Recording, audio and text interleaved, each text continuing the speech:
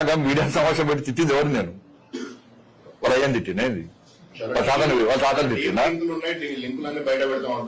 నువ్వు మనిషి అయితే, నువ్వు మనిషి పుట్టుక ఉడితే, నువ్వు నిజంగా కేసీఆర్ కొడుకు అయితే అవన్నీ బయటపెట్టు. లేకుంటే మనిషి కంటే హీనమైన బతుకోని నేను భావిస్తాను. నువ్వు మనిషి అయితే, మనిషి పుట్టుక ఉడితే నేను డ్రగ్స్ తీసుకోకుండా మాట్లాడినా అని నువ్వు భావించుకుంటే నువ్వు వేరే ఏం చాలా చేస్తున్నాను. నీకు 24 గంటల టైం ఇస్తున్నా, నువ్వు బయట పెట్టు. నువ్వు మనిషి పుట్టుగా ఉడితే, లేకుంటే మనిషిలకు ఎవరు గ్రహించాను. అయితే జంతువు కంటే చీమ కంటే హీనంగా నీ బతుకు అని చెప్తే తెలంగాణ సమాజం చెప్తా. చీమ కంటే హీనమైన బతుకు కేసీఆర్ కొడుకుది. వేస్ట్ ఫెలో, అన్ని ఫాల్తు రాజకీయాలు చేస్తాడు, ఫాల్తు కామెంట్ చేస్తాడు. నువ్వు మనిషివి, నీదో బతుకు. తెల్లారు లేస్తే అవి పొట్టు నీ బతికేని చెప్పు. మళ్ళీ చెప్తాను, 3 కల షర్టు నుంచి ఇన్ని వేల కోట్ల రూపాయలు ఎట్లా వచ్చినాయి ఇప్పుడు నీకు? నాకు చలో, నా ఆస్తి పాత్ర విషయాలు చెప్దాం, నీ ఆస్తి పాత్ర విషయాలు చెప్దాం. నీ కుటుంబ ఆస్తుల విషయాలు చెప్దాం, నా కుటుంబ ఆస్తుల విషయాలు చెప్దాం. ఒక్క మచ్చ ఉండేది బండి సంజయ్ మీద రాసి పెట్టుకో బిడ్డ. మీరు సవాల్ ఇచ్చిపోయినావు. నువ్వు మనిషి అయితే, మళ్ళీ చెప్తున్నా, మనిషి అయితే దానికి సిద్ధమయ్యాడు. 24 గంటల 48 గంటల టైం ఇస్తా బయటపడు. నువ్వు ఏ ఒక్క రావడం బయటపడు. చలో రాయకడ పక్క చదువుతా. ఇది బట్టి ఊకదప్పుడు ఏదో మీద చెప్తలే. నేను మాట ఇస్తే పక్క నిలుపుకునే వ్యక్తి. నేను మాట కట్టుబడి ఉండే వ్యక్తి. నీలక ఇట్లా ఒకడు మొరిగి అటు వేయడం కాదు. నేను నువ్వు మనిషి పుట్టుక కొడితే, కేసీఆర్ కొడితే, కేసీఆర్ కొడుకు అని భావిస్తే, కేసీఆర్ కొడుకు అని నువ్వు భావిస్తే, ఎందుకంటే కేసీఆర్ కొంచెం గౌరవం ఉంది మాకు. తెలంగాణ సమాజంలో కూడా ఇంత గౌరవం ఉంది. కేసీఆర్ గౌరవం ఉంది మాకు కొంచెం. కేసీఆర్ కొడుకు అయితే నువ్వు బయటపెట్టు.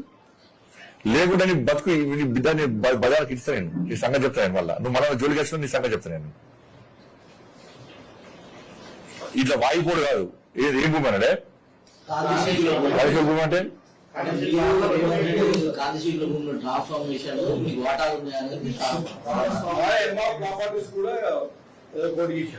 ఏం బిక్తున్నారో అర్థం కాదు. నువ్వు ఏం బిక్తున్నావు చెప్పండి. ఆల్రెడీ బయటపెట్టి రాదు.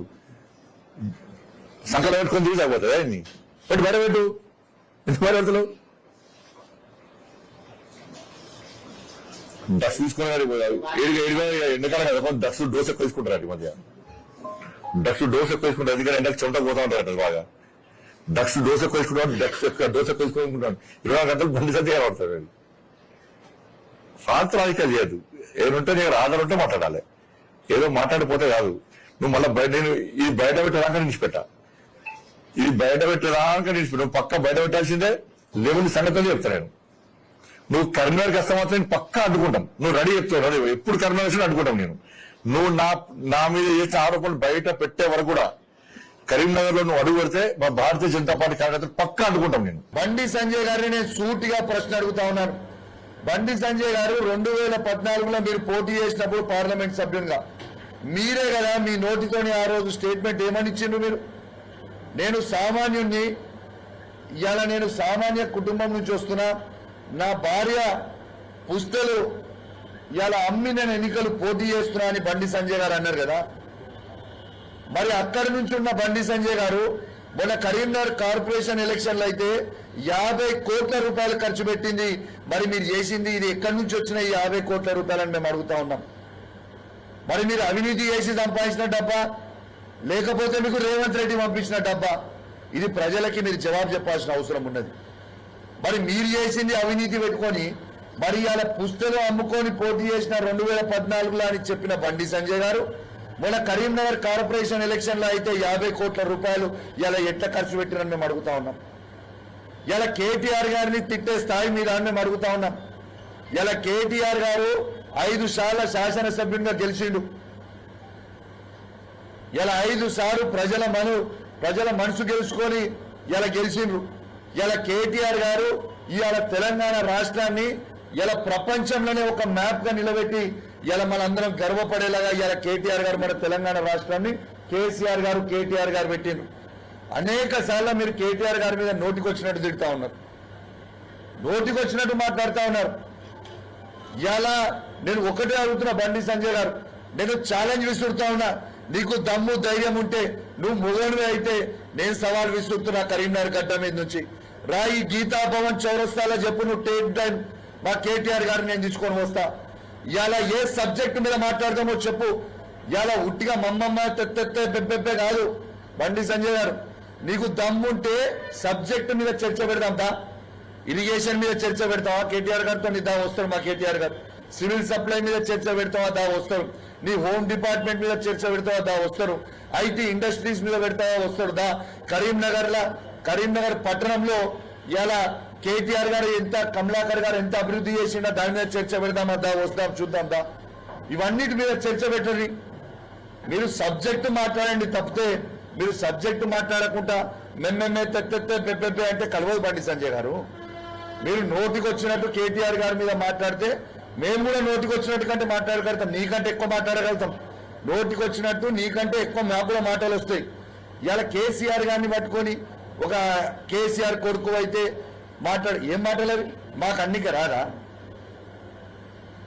నువ్వు మీ తల్లిదండ్రులకి అని మేము అన్నిక రాదా మేము అనము మాకు అనాల్సిన అవసరం నాకు లేదు మాకు సంస్కారం ఉంది కాబట్టి అసలు మీరు బాధ్యత గల హోమ్ మినిస్టర్ కాదా ఇక్కడ నోటికి వచ్చినట్టు మాట్లాడతారు ఇష్టం ఉన్నట్టు వచ్చి మాట్లాడతారు అసలు ప్రజల గురించి మీరు చేసింది ఏంటిది ఈ 10 సంవత్సరాల ఇలా కరీంనగర్ పట్టణానికి మీరు పార్లమెంట్ సభ్యులుగా ఉన్నారు ఏం చేసినావు చెప్పు టీఆర్ఎస్ పార్టీ ఏం చేసిందో నిలబెట్టి చెప్తాడు మా కమలాకర్ అన్న రాండి చర్చకు వస్తారా కమలాకర్ ఏం చేసిరో ఇలా కరీంనగర్ లో పట్టణంలో ప్రతి రోడ్ వేసింది కేసీఆర్ గారు కమలాకర్ అన్న వినోద్ అన్న ఇలా స్మార్ట్ సిటీ గురించి మీరు గొప్పగా చెప్తున్నారు స్మార్ట్ సిటీలో మీ కాంట్రిబ్యూషన్ ఏంది ఇలా స్మార్ట్ సిటీ తెచ్చింది బాజాబ్తో మా ఎంపీ వినోద్ కుమార్ గారు వాస్తవం కాదా ఇది నేను చేసినా అని చెప్పుకునేది దీన్ని ఎంబర్వాడి చేసింది వినోద్ కుమార్ గారు ఇది వాస్తవము వినోద్ కుమార్ గారు గంగ్లా కమలాకర్ గారు కేసీఆర్ గారు చేసింది వాస్తవం మీరు చేసింది ఏముంది 10 సంవత్సరాలలో రెచ్చగొట్టడము గెలిపించడం తప్పితే ఇలా నేను బండి సంజయ్ గారిని ఒక్కటే అడుగుతా ఉన్నాను మీరు కేటీఆర్ గారిని ఏదో బాగా తిడుతున్నారు అసలు మీరు ఒక్కసారైనా ఎమ్మెల్యే గెలిచిండ్రా ఇదే కరీంనగర్ పట్టణంలో మీరు ఒక్కసారైనా ఎమ్మెల్యే గెలిచిండ్రా నువ్వు కేటీఆర్ తిట్టే స్థాయి మీద పెరిగిపోయింది అయ్యాలా కరీంనగర్ ఇదే కరీంనగర్ పట్టణంలో గంగ్లా కమలాకర్ గారు మీరు చిత్తుగా 3 సార్లు ఓడగొట్టిండు కదా ఏదో మేము విర్రవీగుతున్నాం మేము ఏదో హీరో అని నేను ఏదో అని ఏంటిది ఇలా 2 సార్లు మీరు పార్లమెంట్ గెలిచింది ఎట్లా గెలిచిరు మీరు నరేంద్ర మోడీ గారు వేవ్లో గెలిచిరు అది మోడీ గారికి ఓటేసిరు జనం ఇలా మీరు చేసింది ఏముంది ఇలా మీరు ఒక్కసారైనా ఎమ్మెల్యేగా కరీంనగర్ పట్టణంలో గెలిచిండ్రా అసలు ఎమ్మెల్యేగా ఒక్కసారైనా మీరు గెలిచిండ్రా ఇలా మీరు కేటీఆర్ గారిని కేసీఆర్ గారిని నోటికి వచ్చినట్టు మాట్లాడుతా ఉన్నారు ఇలా మేము కూడా అనొచ్చు కదా ఇలా నేను సవాల్ విసురుతున్నావు రై నువ్వు అన్నావు కదా డ్రగ్స్ అని కేటీఆర్ గారిని రా కేటీఆర్ గారు టెస్ట్కి రావడానికి సిద్ధంగా ఉన్నారు టైం డేట్ ఫిక్స్ చేయి ఇలా నువ్వు బండి సంజయ్ గారు రేవంత్ రెడ్డి గారు కేటీఆర్ గారు ముగ్గురు పోయి ఇలా డ్రగ్స్ టెస్ట్ ఇస్తాం దాండి ఎవరు డ్రగ్స్ తీసుకున్నారో మేము మనకు తెలిసిపోతుంది కదా ప్రజలకి ఇలా మేము కూడా అనొచ్చు కదా బండి సంజయ్ గారు ఇలా తంబాకు తినుకుంటూ దాంట్లో డ్రగ్స్ మిక్స్ చేసుకొని తంబాకు తింటేనే మీకు ఎంటికలా నూసిపోయిన సైడ్ ఎఫెక్ట్ కి గుండె అందుకే అయినరని నేను కూడా అనుకుంటున్నాను మరి మీకు కూడా డ్రగ్స్ టెస్ట్ ఇవ్వాలి ఖచ్చితంగా ఇవ్వాలి బండి సంజయ్ గారు మీకు కూడా ఇలా మాట్లాడుకునేది నోటికి వచ్చినట్టు మీరు మాట్లాడితే నోటికి వచ్చినట్టు మేము మాట్లాడలేమా మాకు రాదా మాకు చేత కాదా ఇలా డ్రగ్స్ టెస్ట్ కి రాని మరి సిద్ధంగా ఉన్నారు మేము కూడా అసలు ఇలా టాపిక్ ఏంది కరీంనగర్ పట్టణంలో ఇలా మీరు ఇలా సిగ్గుపడాలి బండి సంజయ్ గారు అని నేను అంటా ఉన్నాను ఇలా ఏం మాట్లాడుతుంది బండి సంజయ్ గారు మొన్న ప్రెస్ మీట్ పెట్టి మాట్లాడినప్పుడు ఏం మాట్లాడాడు అసలు హోమ్ మినిస్టర్ గా నాకేం సంబంధము ఇవాళ ఇక్కడ ఉన్న కౌశిక్ రెడ్డి గారు ఏదేదో మాట్లాడిపోతుండు బీఆర్ఎస్ పార్టీ బురద చల్లిపోతుంది అంటే తెలంగాణ రాష్ట్రము అనేది భారతదేశంలో లేదా తెలంగాణ రాష్ట్రం ఏమైనా శ్రీలంకలో ఉందా బంగ్లాదేశ్ ఉందా పాకిస్తాన్ ఉందా ఏడుందా తెలంగాణ రాష్ట్రం భారతదేశంలో లేదా ఈ భారతదేశానికి బండి సంజయ్ గారు హోమ్ మినిస్టర్ కాదా సహాయ శాఖ హోమ్ మినిస్టర్ కాదా ఈ తెలంగాణలో ఈ బాధ్యత ఇలా కరీంనగర్ పట్టణంలో మీ ఆఫీస్ నుంచి కూతవేట దూరం నుంచి ఇలా ఇన్సిడెంట్ అయితే ఈ బండి సంజయ్ గారి బాధ్యత కాదా నాకేం సంబంధం అంటావు నీకు సంబంధం లేదా అసలు బాధ్యత కలిగే ఒక failure you are a failure home minister of Karimnagar parliament అంటున్నా నేను ఇలా ఇన్సిడెంట్ అయి కరీంనగర్ పట్టణంలో ఇన్సిడెంట్ అయి 4 రోజులు అవుతుంది ఇలా 4 రోజులు అవుతుంటే ఒక్కరోజన్న బండి సంజయ్ గారు మీరు మీ సొంత పార్లమెంటు మీరు హోమ్ మినిస్టరు మరి మీరు ఒక్కరోజైనా రివ్యూ మీటింగ్ పెట్టినా ఈ ఇన్సిడెంట్ అయినాక ఒక్కసారైనా 7 వరకు వచ్చింది అనేది సిపి గారిని ఈ జిల్లాలో ఉన్న పోలీస్ యంత్రాంగాన్ని పిలిచి ఉమ్మడి కరీంనగర్ జిల్లాలో ఉన్న పోలీస్ యంత్రాంగం మొత్తం పిలిచి మీరు రివ్యూ మీటింగ్ పెట్టిండ్రా అని నేను అడుగుతా ఉన్నాను. Is it not your duty? నాకేం సంబంధం రాష్ట్ర ప్రభుత్వం? భారతదేశంలో తెలంగాణ కూడా ఒక భాగం బండి సంజయ్ గారు. అది పార్లమెంట్ అనేది మీ దాంట్లో వచ్చింది, మీ పార్లమెంట్ లో ఉన్నది. ఇక్కడ is it not your duty? మీరు బండి సంజయ్ గారు, మీరు రేవంత్ రెడ్డి గారిని ఎందుకు ప్రశ్నిస్తలేరు? ఒక్కసారి కూడా మీరు రేవంత్ రెడ్డి గారిని ఎందుకు తిట్టలేరు? ఇప్పటిదాకా మీరు రేవంత్ రెడ్డి గారిని ఒక్కసారి కూడా తిట్టకపోవడానికి కారణం ఏంటిది? ఇవాళ నిజంగా కూడా చాలా చాలా బాధాకరం. ఇలా బండి సంజయ్ గారు హోమ్ మినిస్టర్ గా ఉండి ఈడ ప్రభుత్వాన్ని ప్రశ్నించాల్సింది పోయి పర్సనల్ గా మాట్లాడడం అనేది ఇది మంచి పద్ధతి కాదు. మీరు మాట్లాడగలిగితే మీకంటే డబుల్ త్రిబుల్ మేము మాట్లాడతాం, మా బీఆర్ఎస్ పార్టీ కార్యకర్తలు కూడా మాట్లాడతాం. మేము ఓపికగా ఉన్నాం ఇన్ని రోజులు. కానీ మీరు మాట్లాడిన మాటలు చూస్తూ ఉంటే చాలా బాధ అనిపించింది. ఇదేం మాటలండి నాకు అర్థం కాదు. ఇలా కేటీఆర్ గారికి ఉన్న సబ్జెక్టు మీకు ఉండదా? ఏ సబ్జెక్టు ఏ రంగంలో తీసుకుందాం చెప్పు? ఖర్చు మొత్తం నాదే. గీతాభవనం చౌరస్తా ఖర్చు మొత్తం స్టేజ్ నేనే వేపిస్తా, మొత్తం అద్భుతంగా ఏసీలు నేనే పెట్టిస్తా. రాండి, మా కేటీఆర్ గారు వస్తారు, మీరు కూడా రండి, చర్చ పెడదాం. మీరు ఏ సబ్జెక్టు కోరితే ఆ సబ్జెక్టు మీద మా కేటీఆర్ గారు, మీ సిస్టమ్ ఇరిగేషనా, సివిల్ సప్లైయా, హోమా, లేకుంటే health, anything man you challenge. నేను సవాల్ విసురుతా ఉన్నా కదా, రండి చర్చ పెట్టుకుందాం. అసలు ఇంకోటి కూడా చెప్తున్నా, ఇలా రేవంత్ రెడ్డి గారు బండి సంజయ్ గారు ఉన్న మ్యాచ్ ఫిక్సింగ్ మీకు చెప్తా ఉన్నా. ఇలా నిన్న దాకా మొన్న ఆర్టీసీ డ్రైవర్ గారు నర్సంపేటలో చనిపోయింది.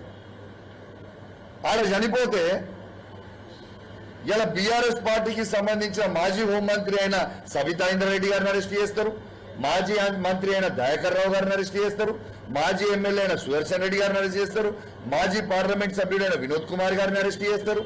మరి బండి సంజయ్ గారిని ఎందుకు అరెస్ట్ చేయరు?